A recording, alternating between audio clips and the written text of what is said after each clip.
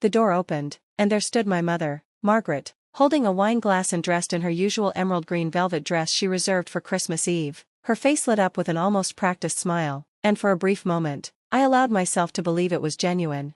"Amelia," she said softly, as though the name was unfamiliar on her tongue, "you're here." Behind her, I saw the golden glow of the fireplace, the flicker of candles, and the silhouettes of my father, brothers, and their families in the living room. Laughter and chatter filled the house, spilling into the cold night air. For a moment, I felt like the outsider who had finally been invited back into the circle. "Hi, Mom," I said, adjusting the heavy boxes of gifts in my arms. She stepped aside, letting me in, but instead of offering to help with the weight, she only gestured toward the living room. "Everyone's inside, come." I walked in, my heels clicking against the polished hardwood floor, and all conversation seemed to falter. My father, Richard, sat in his favorite leather armchair by the fire, holding a cigar he probably hadn't lit yet. Noah and Ethan were standing by the tree with their wives, glasses of champagne in hand. My nephews and nieces, dressed in matching holiday sweaters, sat cross-legged by the tree, tearing into the first of their gifts. For a moment, no one said anything. Their eyes scanned me, my tailored dress, my polished shoes, the designer coat draped over my shoulders, the perfectly wrapped packages I set down by the tree. Then Noah spoke first. "Well, look who finally decided to come home," he said with a smirk. His voice wasn't cruel, but it dripped with condescension. "Nice of you to join us," Ethan added. "What's it been, 5 years?" Their wives whispered something to each other and giggled. My father simply nodded, as if I were a distant acquaintance rather than his daughter. I smiled tightly, ignoring the sting in their tone. "Merry Christmas, everyone."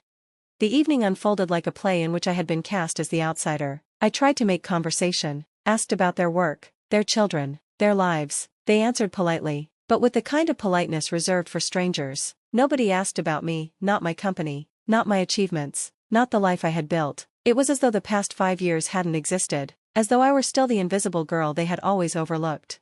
Finally, dinner was served. The dining room table was laid out with roasted turkey, glazed ham, mashed potatoes, cranberry sauce, and my mother's famous pecan pie. Candles flickered in the crystal holders, and everything looked picture perfect. I sat at the far end of the table, opposite my father at the head. Conversation buzzed around me, Noah talking about a major case he had won, Ethan boasting about a new architectural project overseas. My parents listened with rapt attention, asking questions, praising them, laughing at their jokes. I sat in silence, cutting small pieces of turkey on my plate, waiting for even a glance in my direction. At last, my father raised his glass. "To family," he said. Everyone clinked glasses, and in that moment, my heart ached. Was I part of that word? Or was I just here, tolerated for the night because they felt guilty?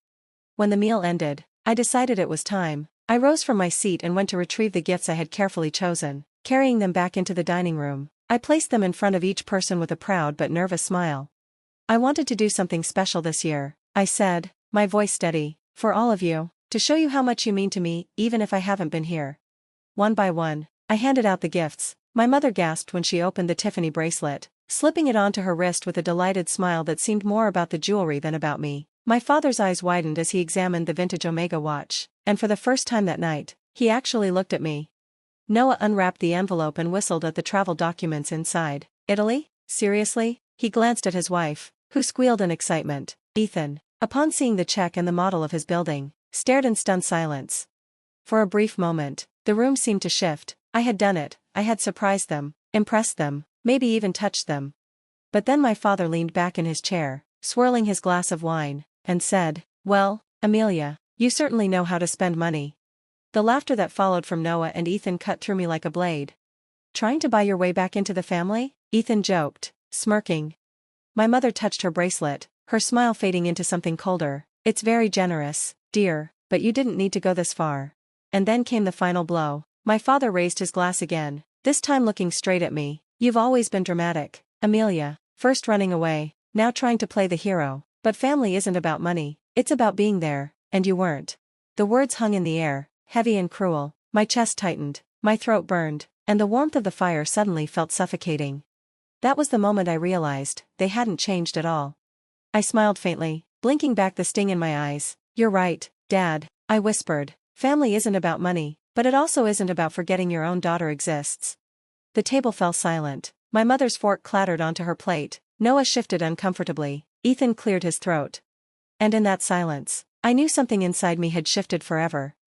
After breakfast, the living room became a sea of wrapping paper and ribbons. The children's laughter filled the house as they tore into brightly wrapped boxes, dolls, train sets, and video games piled high around them. Their innocent joy was contagious, and for a moment, I allowed myself to smile.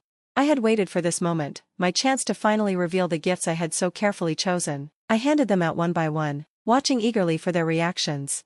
Noah's children squealed when they opened the envelopes for the Italian vacation, even though they didn't fully understand the significance. Julia gasped, her hand flying to her mouth. Amelia, this is too much. Ethan sat in stunned silence as he unfolded the check and examined the scale model. His wife murmured, "It's beautiful," but Ethan only pressed his lips together, his expression unreadable. My father turned the Omega watch over in his hands, studying it with a collector's eye, while my mother slipped the Tiffany bracelet on her wrist, admiring how the diamonds caught the light. For one fragile moment, I thought, maybe this is it. Maybe this is the beginning of something new. But the spell broke almost instantly. My father cleared his throat. "These are impressive gifts, Amelia. Very extravagant." He said the word extravagant like an accusation. Noah chuckled, trying to outdo Santa. "Are we?" Ethan shook his head and muttered, "Or maybe making up for lost time." Their laughter stung, but what hurt more was my mother's silence. She didn't thank me, didn't smile at me, she only turned her wrist this way and that, admiring the jewelry as though it had come from anyone. I swallowed the lump in my throat and forced a smile. I just wanted to do something meaningful, something you'd all remember. Noah leaned back on the sofa, sipping his coffee. "Trust me, we'll remember. It's not every day our little sister shows up with a bag full of bribes." The word hung in the air like a slap. Bribes. Julia gave her husband a sharp look, whispering, "Noah, stop," but the damage was done. I glanced at the children. Emma, sweet Emma, was carefully folding the wrapping paper into neat squares instead of ripping it like the others. She caught my eye and gave me a shy smile. For a moment, I clung to that small kindness, a lifeline in the sea of dismissal. Then my mother finally spoke. "Well," she said coolly, "I suppose it's the thought that counts. Though honestly, Amelia, you shouldn't spend so recklessly. Money doesn't replace presents. Money doesn't make a family." The words pierced me. I had heard them before, different variations, same message. No matter what I did, it was never enough. I opened my mouth to respond, but my father's phone buzzed loudly on the table. He snatched it up without hesitation, smiling as he read the screen. "Oh, it's a message from Ethan's firm. They've won another contract. Congratulations, son." The room erupted in applause, cheers, and congratulations, as though my gifts hadn't even been opened. And there I was again, invisible.